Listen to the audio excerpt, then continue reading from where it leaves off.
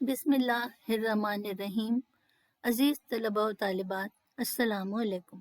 آج ہم مولانا ظفر علی خاں کی مشہور نعت کے بارے میں گفتگو کریں گے۔ یہ جماعت نحم کے نصاب میں شامل ہے۔ مولانا ظفر علی خاں ہمہ جہت شخصیت کے حامل تھے۔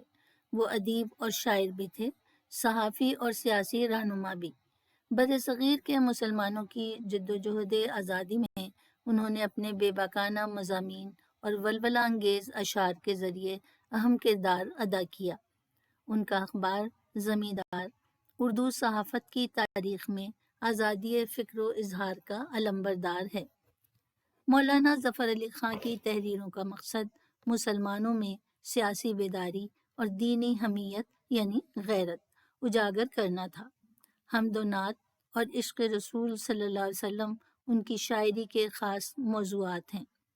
ان دونوں اصناف میں جذبے کی صداقت، خلوص و عقیدت، قدرت بیان، تشبیہات، استعارات اور تلمیحات کا برمحل استعمال ان کے طرز کلام کو منفرد بناتا ہے۔ زیر نظر نعت موضوع کے اعتبار سے تو نظم ہے، یعنی اس کا ایک موضوع ہے اور تمام اشعار اسی موضوع پر ہیں، حضور صلی اللہ علیہ وسلم کی تعریف و توصیف میں، لیکن حیت کے لحاظ سے، فارمیٹ کے لحاظ سے، شکل کے لحاظ سے یہ غزل ہے، کیونکہ اس میں قافیے اور ردیف کی پابندی کی گئی ہے۔ آپ جانتے ہیں کہ نظم کا تو ایک عنوان ہوتا ہے اور اسی موضوع پر اسی کے مطابق تمام اشعار کہے جاتے ہیں، لیکن غزل میں یہ پابندی نہیں ہوتی۔ ہر شعر کا موضوع الگ الگ بھی ہو سکتا ہے، البتہ اس میں ردیف اور قافیے کی پابندی کی جاتی ہے۔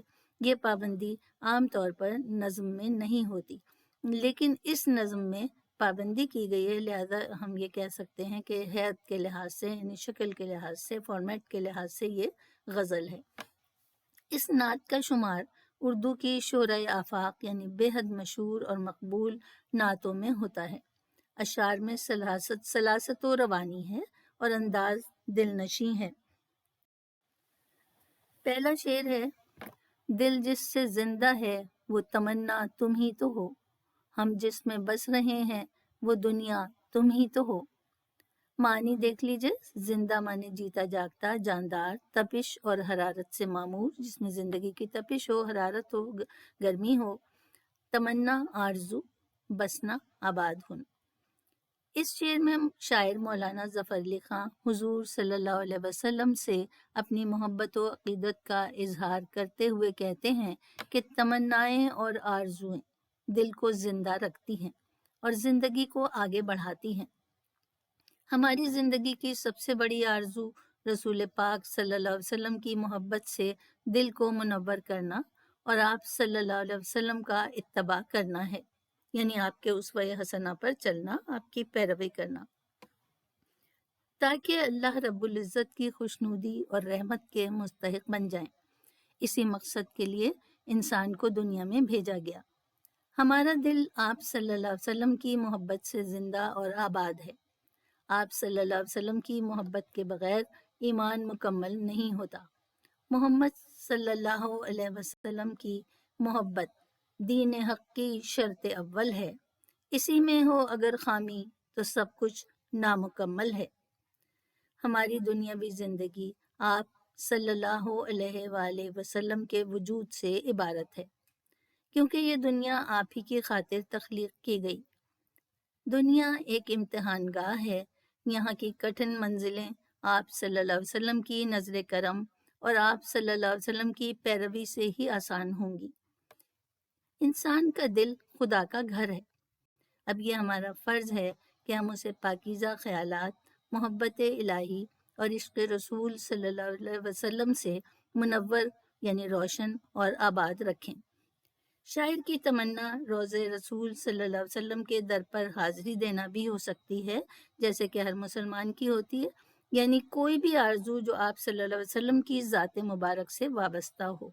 تو وہ کہہ رہے ہیں کہ وہ ہمارا دل اسی تمنا سے زندہ ہے، اس آرزو سے زندہ ہے۔ تو ایک تو یہ بھی معنی ہو سکتے ہیں کہ آپ کی پیروی کریں، آپ کی محبت ہمارے دل میں ہو اور اس سے وہ زندہ اور آباد رہے، اور دوسرے یہ بھی کہہ سکتے ہیں کہ ہماری زندگی کی ایک بڑی خواہش ہے کہ ہم آپ کے در پر حاضری دیں اور وہیں کے ہو رہے ہیں، جیسے کہ اکثر نعتوں میں شعراء کی آرزو ہوتی ہے، تمنا ہوتی ہے۔ دوسرا شعر دیکھتے ہیں۔ مجھ پر خطا کی لاج تمہارے ہی ہاتھ ہے، مجھ ننگے دو جہاں کا وسیلہ تم ہی تو ہو۔ اب معنی دیکھیے، پرخطا گناہگار، خطاوار، لاج کا مطلب ہے عزت، آبرو، بھرم، ننگ من رسوائی یا ذلت۔ شاعر مولانا ظفر علی خاں کا نعتیہ کلام نہایت پرتاثیر اور عقیدت و محبت کے جذبات سے معمور ہے۔ اس شعر میں وہ انتہائی عاجزی اور انکساری سے اپنے گناہگار ہونے کا اعتراف کرتے ہیں کہ میں سراسر گناہوں کا مجموعہ ہوں، اپنے اعمال کی بنا پر میں دنیا و آخرت میں رسوائی اور سزا کا مستحق ہوں، لیکن آپ صلی اللہ علیہ وآلہ وسلم کی شفاعت کا امیدوار ہوں، کیونکہ آپ صلی اللہ علیہ وسلم رحمت للعالمین ہیں، یعنی تمام جہانوں اور جہان والوں کے لیے رحمت ہے، آپ رحمت بن کر تشریف لائے، شفیع المذنبین ہیں، یعنی گناہگاروں کو بخشوانے والے، ان کی سفارش یا شفاعت کرنے والے۔ مجھے امید ہے کہ اب میری آپ صلی اللہ علیہ وسلم سے والہانہ محبت میری سفارش کا ذریعہ بن جائے گی۔ آپ صلی اللہ علیہ وسلم امت کے گناہگاروں پر شفقت فرمائیں گے تو اللہ کی نظر رحمت بھی مجھ پر ہو جائے گی۔ بقول شاعر، کارزار دہر میں وجہ ظفر وجہ سکون، عرصۂ محشر میں وجہ درگزر خیر البشر۔ تیسرا شعر ہے۔ پھوٹا جو سینہ شب تارے الست سے، اس نور اولی کا اجالا تم ہی تو ہو۔ شب تار کا مطلب ہے اندھیری رات، دیکھیں تار کا مطلب تاریک ہوتا ہے۔ الست تلمیح ہے، ابھی میں آپ کو بتاؤں گی کہ یہ کون سی تلمیح ہے۔ نور اولی پہلا نور، اجالا روشنی۔ اس شعر میں سورہ الاعراف کی تلمیح ہے۔ ازل کے روز تمام مخلوقات پیدا کرنے سے پہلے حضور صلی اللہ علیہ وسلم کا نور پیدا کیا گیا، اور آپ صلی اللہ علیہ وآلہ وسلم کا نام مبارک اللہ کے نام کے ساتھ عرش اعظم پر لکھا گیا۔ اللہ تعالیٰ نے جب تمام انسانوں کی ارواح کو پیدا کیا تو ان سے سوال کیا، الست بربکم، کیا میں تمہارا رب نہیں ہوں؟ تمام ارواح نے اللہ تعالیٰ کی وحدانیت اور ربوبیت کی، یعنی آپ کے رب ہونے کی اور آپ کی توحید کی، وحدانیت کا مطلب ایک ہونا، توحید کی گواہی دی۔ گویا انسان کی فطرت میں نور توحید کی معرفت ودیت کی گئی۔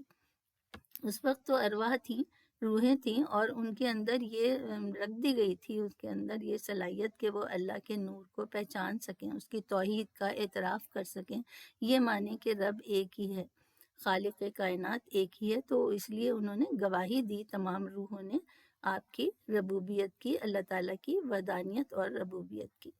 اسی نور توحید سے حضور صلی اللہ علیہ وسلم کی ذات بابرکات کا ظہور ہوا، یعنی اللہ کے نور سے، اور دنیا میں آپ صلی اللہ علیہ وسلم کی آمد کفر و شرک کے اندھیروں کو دور کرنے کا باعث ہے۔ دنیا کو قیامت تک دین حق سے منور کرنے کے لیے آپ صلی اللہ علیہ وسلم کو آخری رسول بنا کر بھیجا گیا، یعنی اب قیامت تک کے لیے ہیں، آپ کے بعد کوئی پیغمبر، کوئی نبی، کوئی رسول نہیں آئے گا اور نہ آیا ہے، تو خاتم النبیین ہے آپ کا لقب۔ سو اول ہی ہے ہر طرح ان کا نور، بظاہر کیا گو کے آخر ظہور، یعنی ان کا نور تو سب سے پہلے ہی پیدا کیا گیا، یہ تو مانی ہوئی بات ہے، اور بظاہر ہمیں یہ نظر آتا ہے کہ سارے پیغمبروں کے آخر میں آپ تشریف لائے، اس میں بھی اللہ کی مصلحت تھی، یعنی ظاہر بعد میں ہوئے اینڈ میں، اور لیکن پیدا سب سے پہلے کیا گیا۔ شعر نمبر 4 ہے۔ سب کچھ تمہارے واسطے پیدا کیا گیا، سب غایتوں کی غایت اولا تم ہی تو ہو۔ معنی ہے، غایت کا مطلب ہے مقصد یا سبب، اولا اولین یا پہلا۔ مولانا ظفر علی خاں حضور صلی اللہ علیہ وآلہ وسلم کی تعریف بیان کرتے ہوئے کہتے ہیں کہ آپ صلی اللہ علیہ وسلم کائنات کی تخلیق کا اولین مقصد ہیں۔ اللہ تعالیٰ کی مشیت یہی تھی کہ آپ صلی اللہ علیہ وسلم کو دنیا میں بھیج کر کتاب ہدایت نازل کی جائے تاکہ انسان اچھے اور برے کے فرق سے آگاہ ہو کر صحیح معنوں میں اللہ کا نائب اور اشرف المخلوقات کہلانے کا مستحق بن جائے۔ چنانچہ اس ساری کائنات اور اس کی مخلوقات کو پیدا کیا گیا۔ ارشاد باری تعالیٰ کا مفہوم ہے کہ اگر آپ صلی اللہ علیہ وسلم کا وجود مبارک نہ ہوتا تو میں کائنات کو پیدا ہی نہ کرتا۔ آپ صلی اللہ علیہ وسلم کا نور سب سے پہلے پیدا کیا گیا۔ تمام انبیاء کرام آپ صلی اللہ علیہ وسلم کی آمد کی بشارت دیتے رہے۔ آپ صلی اللہ علیہ وسلم اللہ کے دین کی تکمیل کے لیے خاتم الانبیاء بن کر تشریف لائے۔ بقول اقبال، خیمہ افلاک کا استادہ اسی نام سے ہے، نبض ہستی تپش آمادہ اسی نام سے ہے۔ یعنی آسمان جو ایک خیمے کی طرح سے ہمارے سروں پر ہے، ایک شامیانے کی طرح تنا ہوا ہے، یہ اسی آپ ہی کی وجہ سے، آپ کے نام سے کھڑا ہوا ہے۔ اس کا جو سبب ہے تخلیق کا وہ آپ ہیں۔ زمین و آسمان آپ ہی کی خاطر پیدا کیے گئے۔ نبض ہستی یعنی زندگی میں جو زمین میں جو، یہ تو آسمان کا ذکر تھا، اب زمین میں یا زندگی میں جو حرارت ہے یا گہما گہمی ہے یا رونق ہے یا حدت ہے، یہ ساری کی ساری زندگی کے آثار جو ہیں یہ آپ ہی کی وجہ سے ہیں۔ آپ ہی کی خاطر یہ دنیا تخلیق کی گئی اور یہ زمین اور آسمان بنائے گئے۔ 5واں شعر ہے، جلتے ہیں جبرائیل کے پر جس مقام پر، اس کی حقیقتوں کے شناسا تم ہی تو ہو۔ مقام ہے جگہ، شناسا واقف یا آگاہ۔ اس نعت میں مولانا ظفر علی خان نے تلمیحات کا عمدہ استعمال کیا ہے اور ان کے حوالے سے رسول پاک صلی اللہ علیہ وسلم کی شان اور عظمت کو ذہن نشین کروانے کی کوشش کی ہے۔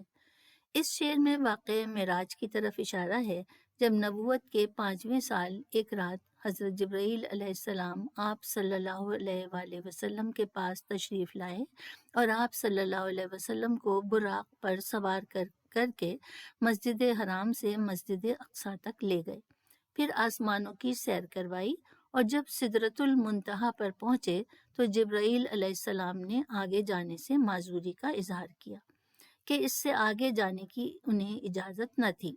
چنانچہ اس سے آگے عرش الہی تک کا سفر حضور صلی اللہ علیہ وسلم نے تنہا طے کیا اور رب کائنات سے ہم کلام ہوئے۔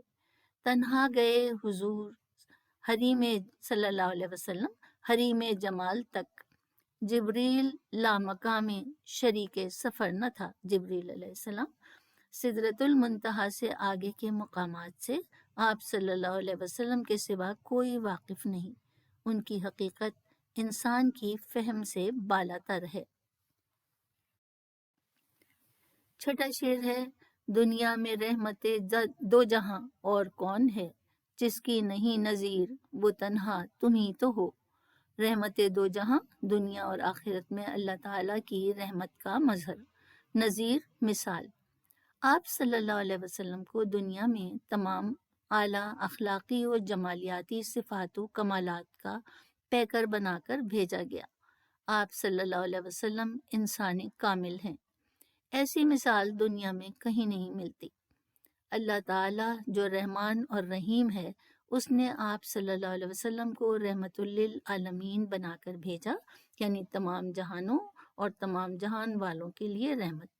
آپ صلی اللہ علیہ وسلم کی رحمت تمام جہانوں اور ان کی مخلوقات پر محیط ہے، یعنی ان کو گھیرے ہوئے ہے، ان پر چھائی ہوئی ہے۔ انسان، حیوان، نباتات و جمادات سب اس چشمہ رحمت سے فیضیاب ہوئے۔ یہ اللہ تعالیٰ کا اپنی مخلوق پر احسان عظیم ہے۔ رخ مصطفیٰ صلی اللہ علیہ وسلم ہے وہ آئینہ کہ اب ایسا دوسرا آئینہ نہ کسی کی بزم خیال میں، نہ دکانیں آئینہ ساز میں۔ شعر نمبر 7 ہے، جو ماں سوا کی حد سے بھی آگے گزر گیا، اے رہنورد جادے اسرا تم ہی تو ہو۔ ما سوا منے غیر اللہ، اللہ کے سوا جو کچھ بھی ہے، مادی دنیا، موجودات اور ممکنات، یعنی جو بھی ہمیں نظر آتا ہے، جہاں تک ہمارا ذہن کام کرتا ہے وہ ما سوا ہے۔ رہنورد مسافر، جادہ راستہ، اسرا رات کا سفر، جو مسجد حرام سے یعنی خانہ کعبہ سے مسجد اقصی تک کیا گیا اور پھر آگے۔ اس شعر میں شاعر ایک بار پھر سفر معراج کی تلمیح بیان کر رہے ہیں کہ رات کے اس سفر میں آپ صلی اللہ علیہ وسلم تمام مادی حدود و قیود اور کائنات کی وسعتوں سے ماورا عالم بالا میں تشریف لے گئے، اللہ سے ملاقات اور ہم کلامی کا شرف حاصل کیا۔ یہ مقام و مرتبہ کسی اور نبی یا رسول یا فرشتے کو نصیب نہ ہوا۔ دیکھیں ابھی ہم نے اس سے پہلے اس پر بات کی کہ حضرت جبرائیل علیہ السلام نے سدرۃ المنتہا سے آگے جانے سے ان کا معذوری ظاہر کی، عذر پیش کیا کہ انہیں اجازت نہیں تھی، تو یہ حالانکہ وہ فرشتوں کے سردار تھے اور روح الامین ہیں جو اللہ تعالیٰ کی وحی جو ہے وہ نبیوں تک، پیغمبروں تک لائے صبح، لیکن وہ بھی وہاں سے آگے نہیں جا سکے۔ صبح سے پہلے یہ لامتناہی سفر تمام ہو گیا، یعنی بظاہر تو یہ اتنا طویل سفر تھا کہ اس کا تصور ہی نہیں کیا جا سکتا، اس کی کوئی حد ہی نہیں ہے کہ اللہ تعالیٰ تک آپ عرش اعظم تک پہنچ گئے، لیکن یہ صبح سے پہلے یہ سفر ختم ہو گیا اور آپ واپس تشریف لے آئے۔ اسی لیے شاعر نے اسے رات کا سفر کہا ہے کہ یہ سفر جو مسجد حرام سے مسجد اقصی اور پھر عرش اعظم تک کیا گیا، اس سفر کے راستے سے آپ صلی اللہ علیہ وآلہ وسلم کے سوا کوئی واقف نہیں۔ یہ سارا معاملہ زمان و مکان اور موجودات و ممکنات کی قید سے آزاد تھا۔ واقع معراج پوری انسانیت کے لیے باعث فخر ہے۔ باوجود کہ پرو بال نہ تھے آدم کے، وہاں یہ پہنچا کہ فرشتے کا بھی مقدور نہ تھا